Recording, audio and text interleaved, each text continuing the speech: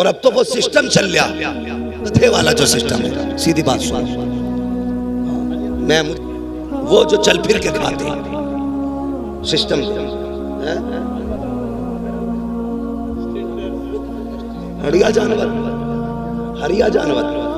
भाई कोई भी मसला, मेरी बात सुन ले, चल फिर के खा रहे। कितना अच्छा तरीका था पहले, खाने वाले बैठते थे, खिलाने वाले आकर के खिलाते थे। अब खिलाने वाले तो बैठे, खाने वाले थोड़ा उससे सालन ले लिया, गया एक टाइम तू रख दे, थोड़ा सा कबाब तू रख दे। कभी कभी तो इतना अजीब काम होता है कि वो फाइबर वाली प्लेट होती है, वो भरती है तो यूं डुलमुल डुलमुल होती है। अब उसे पकड़े के खाए, ये डिस्पोजल जो चल रही है आज, कितनी बड़ी बीमारी है। आज कोई किसी का झूठा खाने तैयारी नहीं, झूठा खाने तैयारी नहीं। यही वजह है कि किसी को cancer, brain tumour, heart attack, ये बीमारियां क्यों लगी? हमने मोमिनों के झूठे से नफरतें करना शुरू कर दी है, जबकि मेरे नबी ने फरमाया था मोमिन के झूठे में शिफा हुआ करती है। किसी आलिम का झूठा पीने तैयार नहीं, किसी हाफिज का झूठा खाने तैयार नहीं। किसी बर्तन में अल्लाह वाला खा के चला जाए तो तू इतना बड़ा मंत्री हो गया, कहता नहीं नहीं दूसरी प्लेट लेकर के आ। ये तो हो सकता है तेरी नई प्लेट में बीमारी हो, लेकिन ये नहीं हो सकता है हाफिज के झूठे में बीमारी हो, आलिम के झूठे में बीमारी हो, कारी के झूठे में बीमारी हो। और यार ये तो वो जाते हैं, अगर बीमार शय को हाथ लगा देते हैं अल्लाह उस शय को शिफा याब फरमा दिया।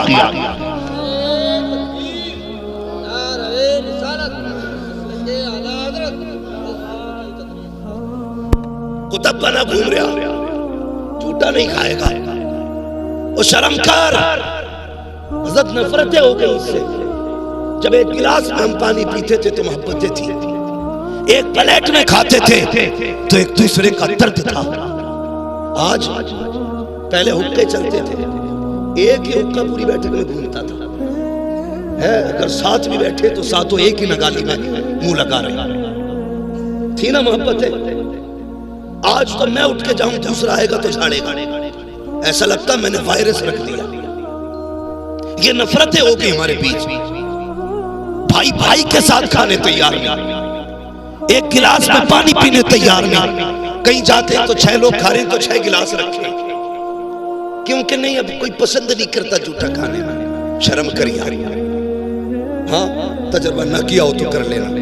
कई बार ऐसा होता हजरत जैसी शख्सियत भी अगर गिलास से पानी पिए और दूसरा पक्का फांसी को फाजिर बैठा करवट में, वो कहता पानी देना, तो अगर कोई देना ही नहीं पहले धो लो इसको।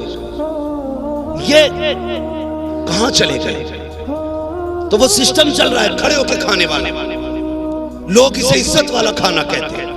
बड़ा आदमी है भाई, सबको बैल बना के खिला रहा है। हाँ शरीफ आदमी आज दावत नहीं खा सकता, चाहे तो बैठने जगह नहीं, चल फिर के खाया करते। पहली बात दावतें नहीं होती, और बुलाया भी इमाम साहब को तो फाता पढ़वा लो। इमाम आया, बेचारे ने हाथ उठाए, फाता पढ़ी, चला गया। तुमने गधों की तरह खिलाया, थोड़ी देर गुजरी कि खाना खत्म हो गया। जब खाना खत्म हुआ सीधे कहते हैं लगता है इमाम ने दिल से फातिहा नहीं पढ़ी।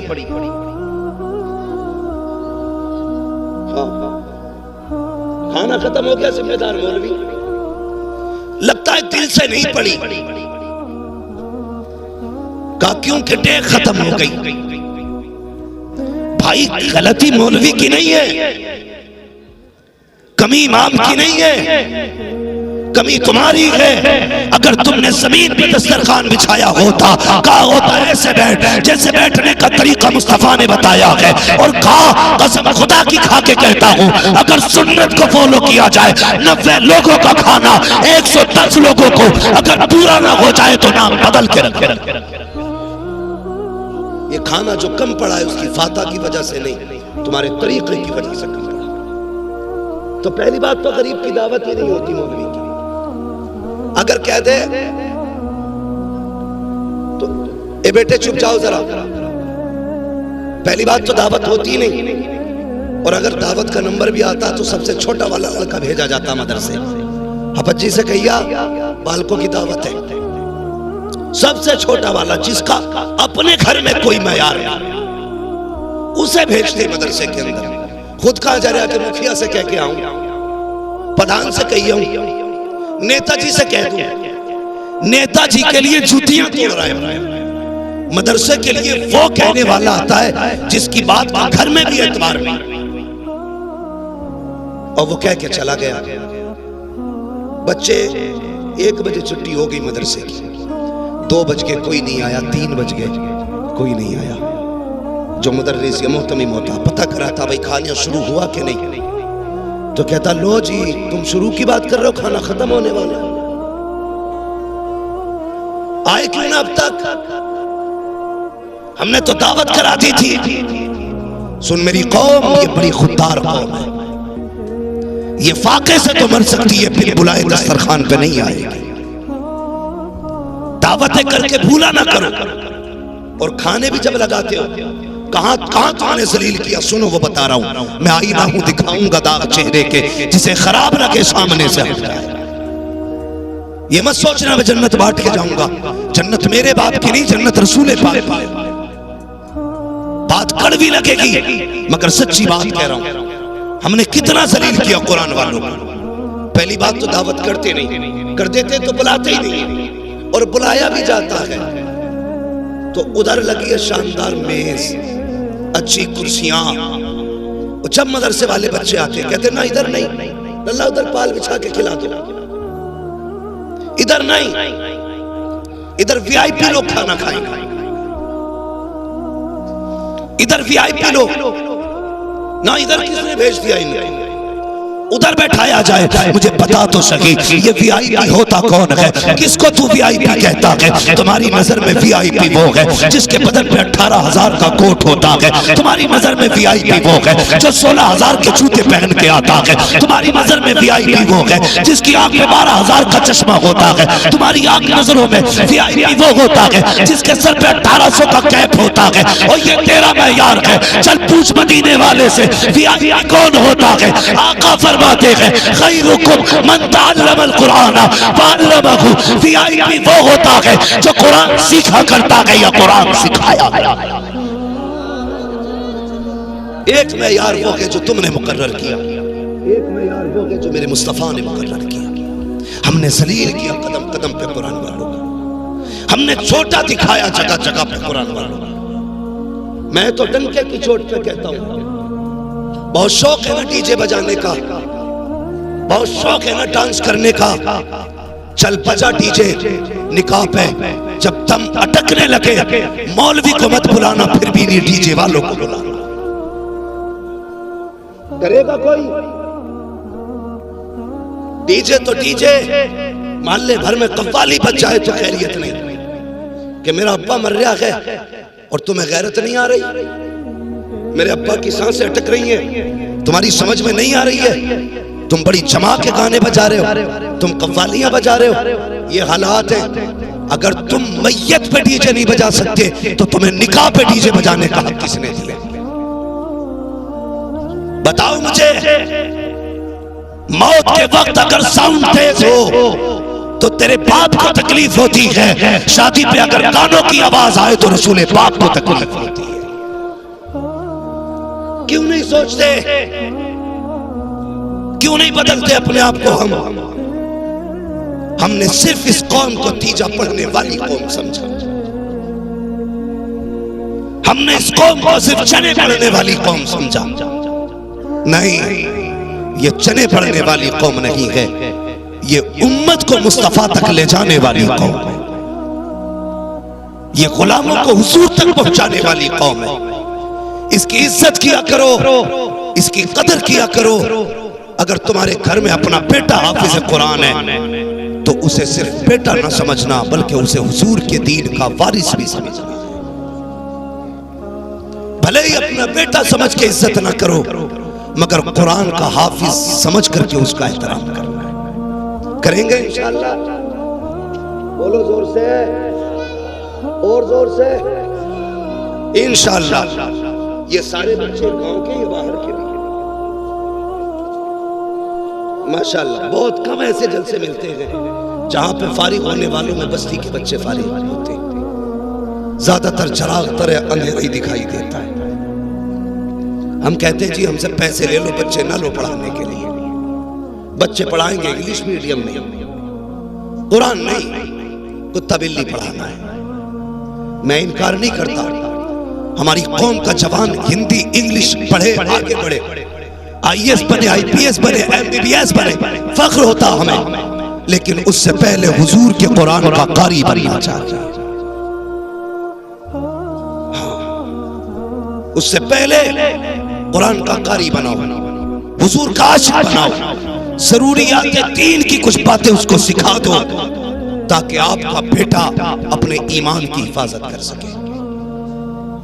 वरना जितने भी बड़ी बड़ी डिग्री वाले बन जाते हैं लोग, वो कहते हैं नहीं जी सब एक ही है, ईश्वर भगवान, मंजिल सबकी एक है, तरीके अलग अलग। ये कह के लोगों को गुमराह किया जाता है। नहीं, अगर सीने में ईमान होगा, इश्क़ मुस्तफ़ा होगा, तो रब की बात ऐसे नहीं करेगा, बल्कि वो ऐसे करेगा जैसे बरेली के इमाम अहमद रजा ने की। वो कहेगा वही रब है जिसने तुझको हम तन करम बनाया, हमें भीख मांगने को तेरा आसरा बताया, तुझे हम्द है खुदाया, तुझे हम्द है खुदाया। इसलिए जरूरी है अपने बच्चों को डॉक्टर, मास्टर, इंजीनियर बनाने से पहले कुरान पढ़ा लिया जाए। वरना कई बार लोग कहते हैं बड़ी अच्छी जिंदगी जी लिया मैं, क्या हुआ, अल्लाह ने 5 बेटे दिए थे तो 5 मैंने बिजनेसमैन बना दिए, 3 प्लॉट छोड़े हैं, 4 मकान छोड़े हैं, बेटे सब अपने अपने पैरों पे खड़े हैं। ये कोई कामयाब जिंदगी है? कामयाब जिंदगी वो नहीं जिया जिसने अपने पीछे बिल्डिंग मकान छोड़े हैं। कामयाब जिंदगी वो जिया है जिसने अपने पीछे कुरान पढ़ने वाले छोड़े। मरने के बाद क्या चाहिए? बिरयानी बताओ, रसगुल्ले, एयर कंडीशन रूम, लग्जरी गाड़ियां? नहीं ना, सिर्फ एक ही चीज चाहिए और वो है रब की रजा। यही चाहिए ना मरने के बाद। तो ये कब मिलेगी? जब हम अपने बेटों को कुरान दे करके जाएंगे, अपने बेटों को दीन से जोड़ करके जाएंगे। जब हम कब्र में लेटे होंगे, ये भी बड़ा मसला हज़रत, ये भी बड़ा मसला। मरे कोई भी नमाज पढ़ाने के लिए मुफ्ती साहब को ही बुलाया जाए, अच्छी बात है पढ़वाओ, लेकिन वजह ये भी है हमने ये सोच रखा है दुनिया के हक खा जाओ, मुफ्ती साहब से नमाज पढ़वा लेंगे, काम चल जाएगा। गले घोट दो गरीबों के, इन्हें बुलाएंगे, काम चल जाएगा।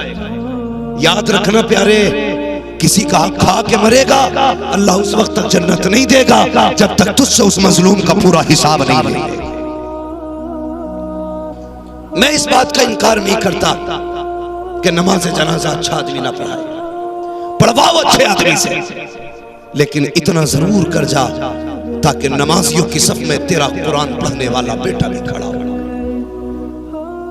जानते हो हजरत, जानते हैं, मेरे ख्याल से कोरोना में एक दिन में सैकड़ों जनाजे पढ़ाए, 100 जनाजे एक दिन में पढ़ाए, जहां तक मुझे खबर हुई।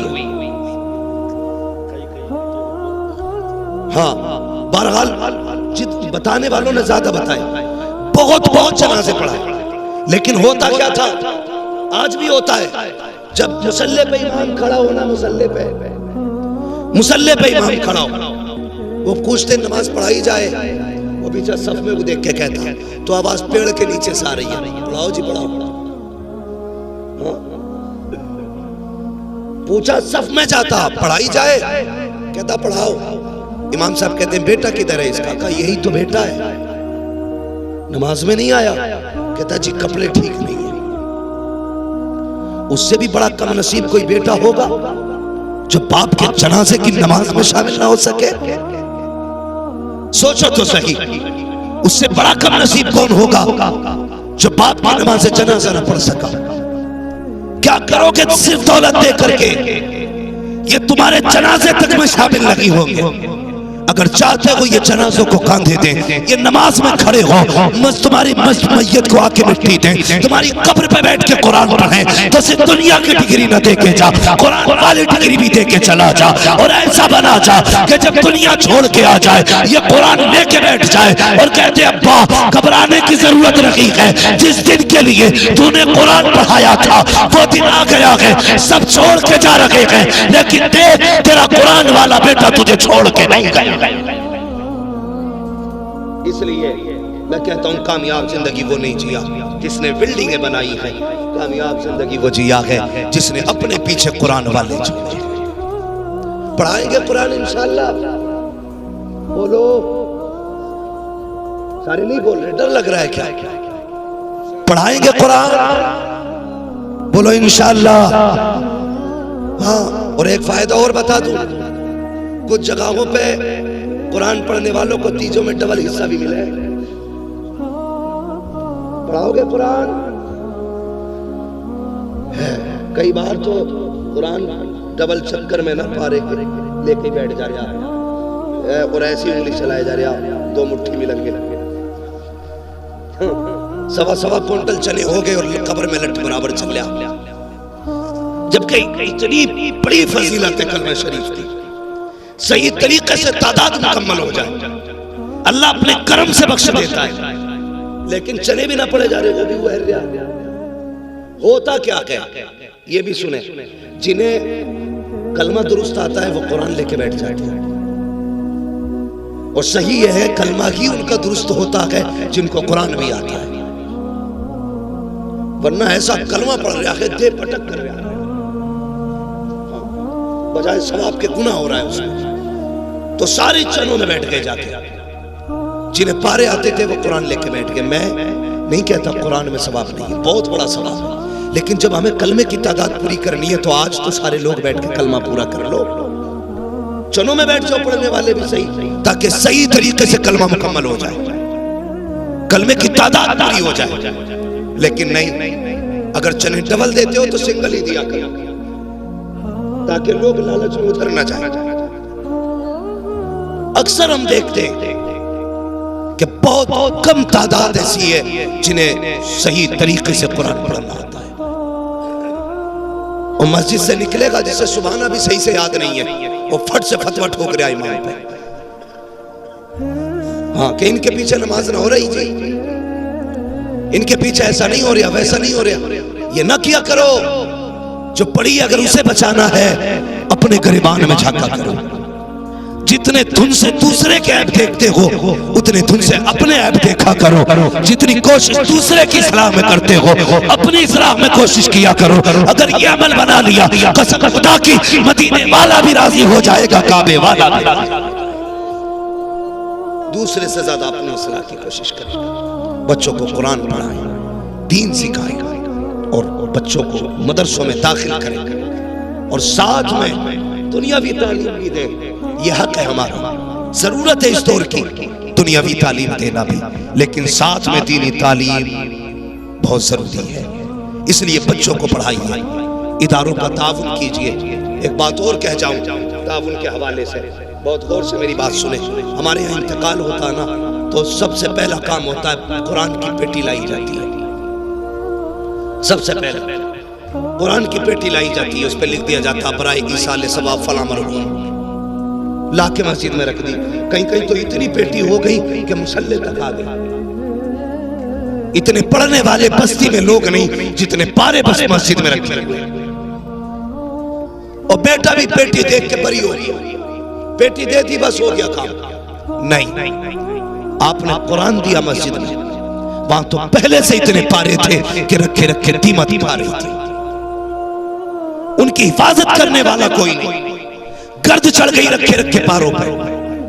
अगर अल्लाह तौफीक दे, बाप का इंतकाल हो, मैं इस मदरसे को देख के हैरत कर रहा हूँ, खस्ता हाली देख रहा हूँ, इसका कलर भी देख रहा हूँ। हाँ, अपनी बिल्डिंगों के कलर देखो, फिर मदरसे का कलर देखो। मेरे घर का एक बल्ब फ्यूज हो जाए 12 घंटे बर्दाश्त नहीं होता है। अगले दिन सामने मिस्त्री खड़ा होगा, पानी छोड़ जाए नल, दरवाजे पे मिस्त्री खड़ा होगा, एक कुंडी टूट जाए तो खड़ा होगा बड़ाई दरवाजे पे, एक चीज बिल्कुल खराब हो जाए फौरन मिस्त्री आ जाता है। लेकिन ये इदारे हैं, दरवाजे उखड़ गए, महीने बीत गए, कोई देखने वाला नहीं है, बल्ब फ्यूज हो गया, बरसों बीत गए, कोई लगाने वाला नहीं है। और तुझे किसने कह दिया खाली बेटी देने से तेरे बाप को जन्नत मिल जाएगी? अगर बाप को जन्नत दिलाना चाहता है, आ बेटी ना ला, इन मदरसों में आ जा के बता तो सही। मौलवी किसी कुरान पढ़ने वाले के पास अगर कपड़े पुराने हैं मेरे बाप के नाम से उसे कपड़े दे दिए जाए। अगर कहीं पे पंखा नहीं है बाप के नाम से पंखा लगा दिया जाए।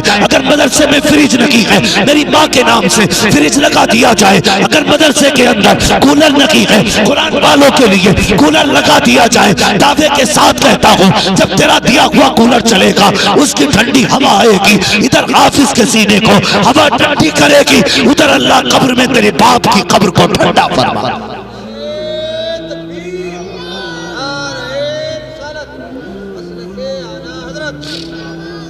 इसलिए मदरसों को देने से इतना फायदा है कि शायद मरने के बाद आप कहो कि बहुत अच्छा किया था, एक कमरा बनवाए थे। ये याद रखना मेरी बात, आप कहो अच्छा किया था, एक कमरा बनवा दिया था। कोई गारंटी नहीं है मरने के बाद कोई तुम्हारे लिए इसाले सवाब करेगा। अच्छा, हम में से कितने लोग हैं जो अपने परदादा की कब्र चाहते हैं और जानते भी हैं? बहुत कम लोग होंगे ना जिन्हें अपने परदादा की कब्र मालूम भी है और चाहते भी हैं, बहुत कम। अगर ये दौर ऐसा है तो आने वाला दौर तो और खतरनाक है। हमारे मरने के बाद हमारे पोते हमारी कब्रों पे नहीं आएंगे। ये भी हो सकता बेटे ही कब्रों पे ना आए।